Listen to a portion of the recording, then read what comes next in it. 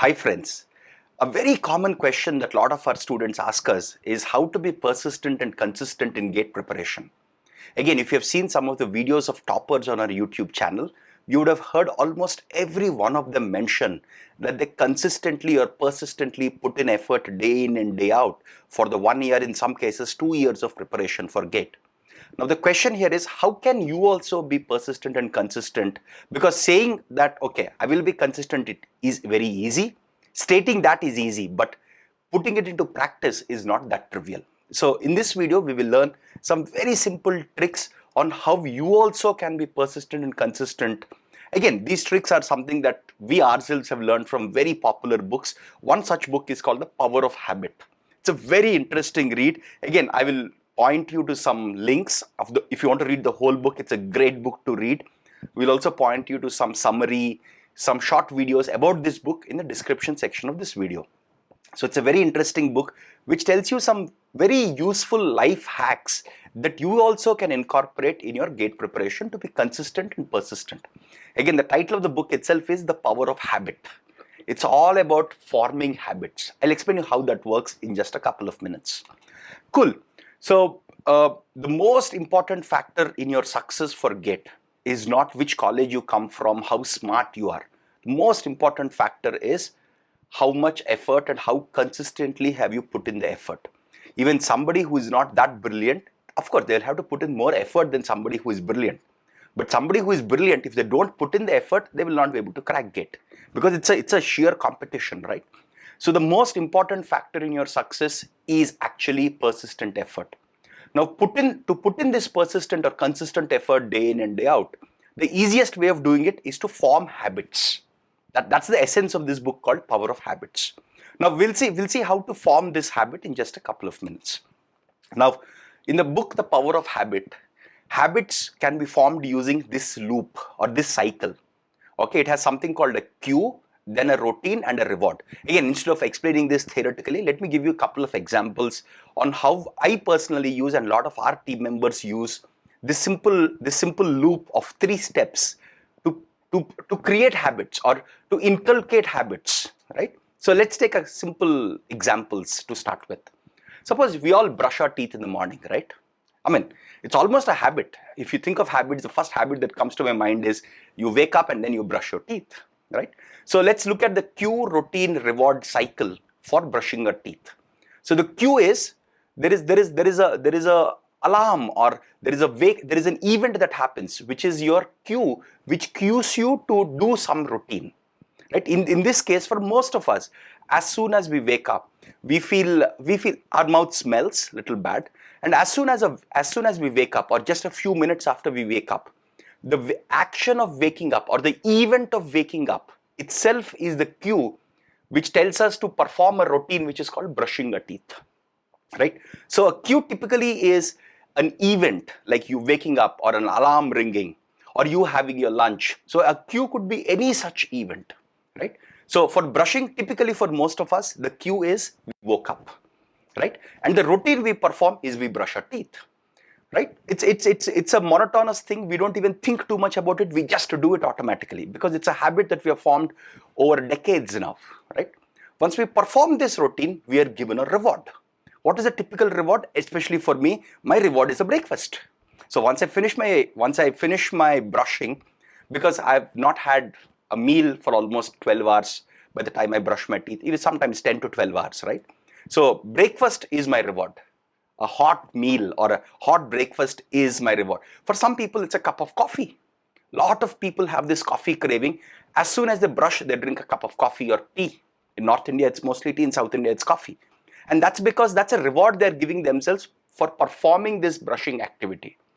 And this reward is what will push us to perform this routine as soon as the cue is given to us. Like for many people, there is a lot of psychology research which says that a lot of people brush because people love that minty flavor. Most of your toothpastes have a minty flavor in them. That minty flavor is very, very refreshing in your mouth. We all love mint because of the refreshing flavor. So when you brush, the minty flavor in your mouth is also a reward, right? So look at it. You have a cue, which is like a trigger, which triggers you to perform an action, which is the routine, and then after that you get a reward. Remember, very, very importantly, you should not take the reward till the routine is completed. That's very important. Imagine if you don't brush and have a cup of coffee, then you will get into the habit of bed coffee and you will not have an incentive to perform this routine as soon as you wake up. Then directly as soon as you wake up, you will skip the routine and directly go to your cup of bed coffee. Again, I wouldn't recommend that. I personally don't like bed coffee. I prefer wake up, brush, then my breakfast or cup of coffee or tea, whatever, right? So it's very important not to take the reward or not to grab the reward till the time the routine is finished. That's a part of self motivation that you need, that you're not taking the reward till the time the routine is completed, right? Let's take one more example.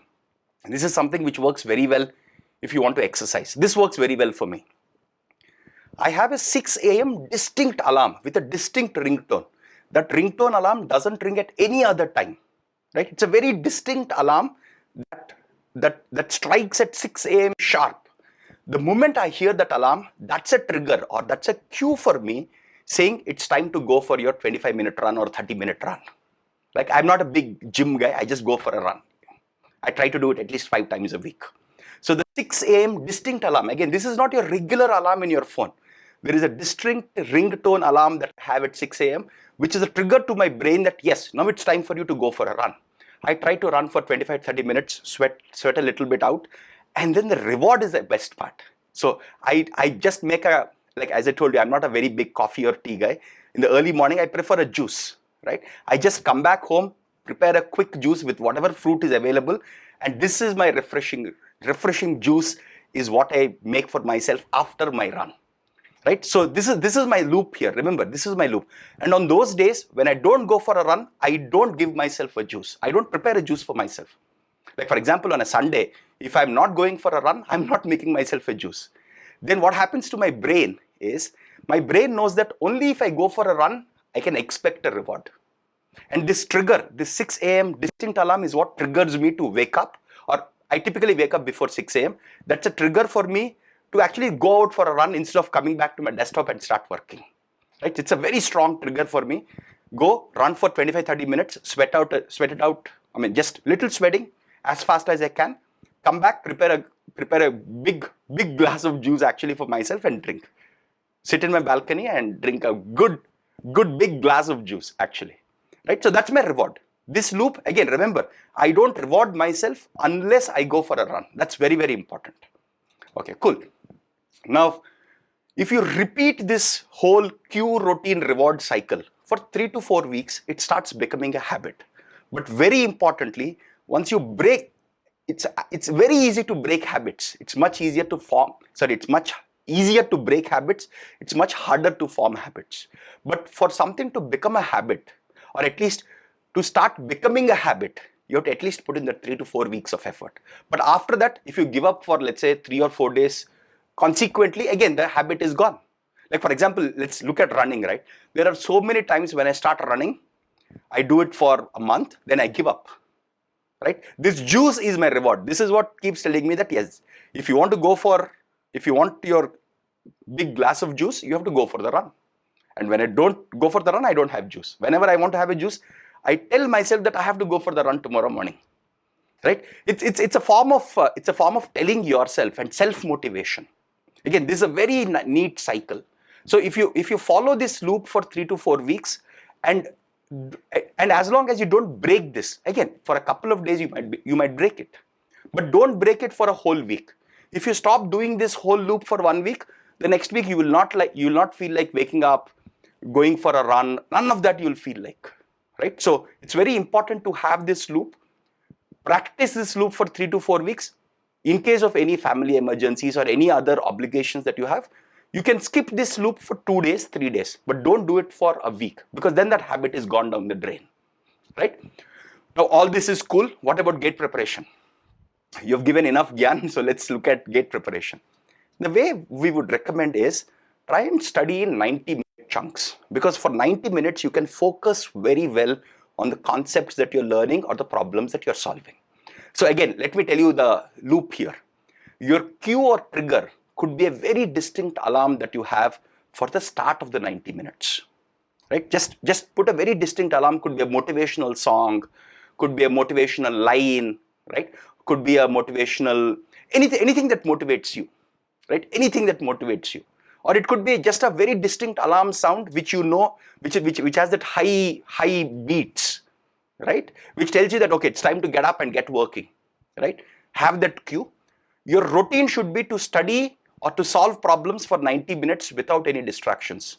No phone calls, no social media, nothing. Just work, which means you study or you solve problems. Unless if there is an emergency call, you can always break it. If it's a regular call, just put it in silent mode and just get back to work. Then you can also have a stop alarm. For 90 minutes, you can have a stop alarm. Till the time the alarm doesn't ring, you don't stop studying. Simple as that. Once the alarm stops ringing, like for example, let's assume you finished your 90 minutes. The moment the stop alarm triggers, right? Then you can spend 5 to 8 minutes just revising everything that you've learned in the 90 minutes. Don't learn anything new. Once the stop alarm triggers, just 5 to 8 minutes, just revise everything that you've learned in the 90 minutes and then reward yourself with something. For example, you can eat something that you like. You can listen to some music that you like. You can watch a TV series or watch a YouTube channel that you like, or drink something that you like, right? Like one thing that I really love is after I finish my 90-minute schedule, I just grab some dry fruits or nuts, which I really love, and I just try to consume a little bit of it. Not too much, a little bit of it. That's the reward that I give myself when I do this 90-minute loop. Again, a lot of our teammates also, a lot of our mentors and teammates sit in these 90-minute chunks. They start, they resolve all the queries, they call all the students, they try to finish all that in this 90-minute loop, and they reward themselves at the end of it with a small snack or a cup of coffee, whatever they like. It could be eating, listening, watching, drinking, whatever you like, you can do this, right? This 90-minute routine that you have, the cue routine reward cycle, is extremely helpful. Okay, it is literally magical, right? As I just told you, you have a start alarm, 90 minutes, you learn or you solve problems. You have a stop alarm, 5 to 8 minutes, revise everything that you have learned in the 90 minutes. Just as a quick recap before you leave your desk and start enjoying yourself with a cup of coffee or tea or eat something or watch a TV series, right? Now, given that you're planning to spend time in 90-minute chunks, how can we do multiple times in a day? Again, this is just one reference timing schedule that we are providing you. One thing that you can do, most of you, whether you're students or working professionals, for GATE preparation, if you can spend 3 to 5 hours a day, again, the smarter lot might require lesser time. 3 to 5 hours is like a very good amount of time that even if you are an average student or even a below average student, you can crack GATE if you put in that 3 to 5 hours window. So this is just one simple guide that we are giving you. The first 90 minutes, you can start from 6:30 to 8 before your office or before your college starts. 6:30 to 8, you are very fresh in your mind. Always try to study the hardest concepts. Learn the hardest concepts from the previous days from 6:30 to 8 a.m. because your mind is fully fresh. Always try to get at least 7 hours of sleep, preferably 8 hours. Get good sleep, that's very, very important.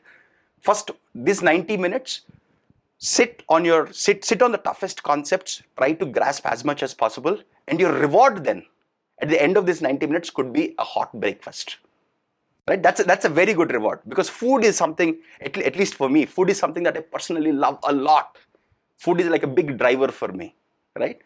So your breakfast could be a reward that you're giving yourself for this 90 minutes, or it could be a cup of coffee or a cup of chai, right? The next 90 minutes you can put in from 8:30 p.m. to 10 p.m. This is one nice window, most likely after your dinner is over, right? 8:30 to 10 p.m., 90 minutes, sit down after your dinner and try to solve problems at the end of the day or revise what you have learned at the beginning of the day. Try to solve problems, right? Again, it's perfectly okay even if you're learning concepts.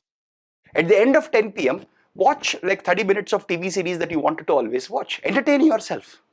It should not just be learning. You should also reward yourself with something.